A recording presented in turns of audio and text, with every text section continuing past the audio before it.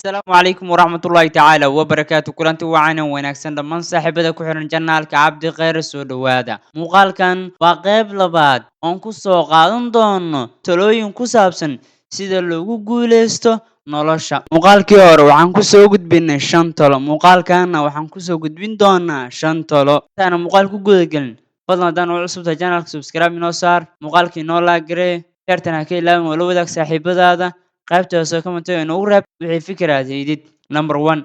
aragti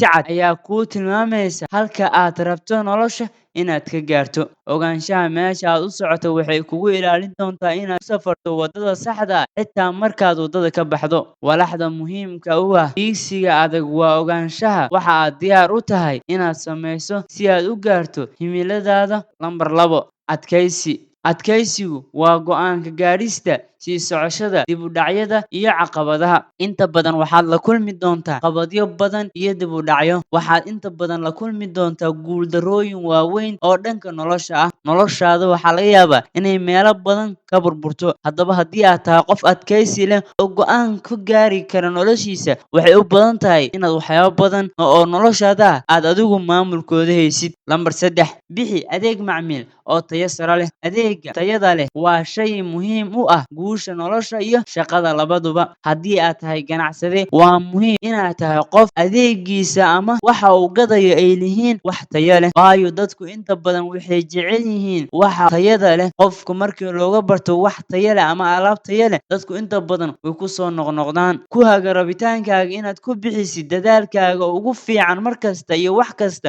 oo aad qabato rabitaanka inaad wax hagaajiso oo aad ku darto wax kasta inaad samayso hal dariiqo aad ku wanaajiso waxqabadkaaga iyo tayada adeegaaga aad bixiso waa adiga oo codsada jawaab celinta macaamiishaada iyo meelaha ay ka jirto ciladaha wax walba waxaa kaaga muhiimsan inaad fahantid adeegaaga sida uu yahay number 4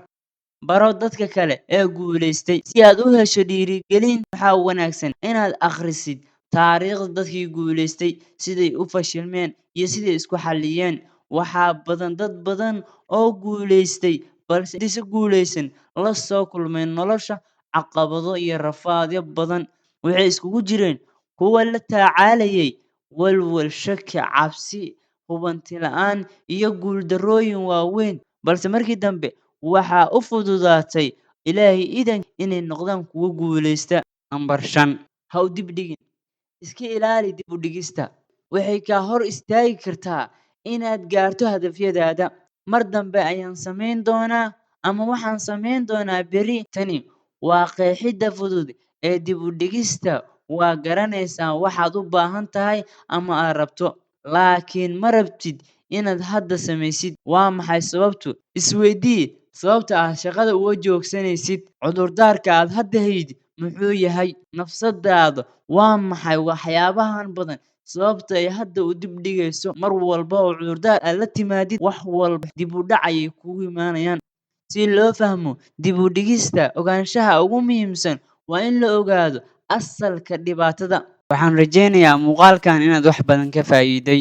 fadlan haddaad nagu cusub tahay nagu soo biiro janaalka subscribe noo saar la wadaag muuqaalka saaxiibadaada qaybta hoose comment nagu reeb wixii fikir aad haydid هذا وبالله التوفيق والسلام عليكم ورحمة الله وبركاته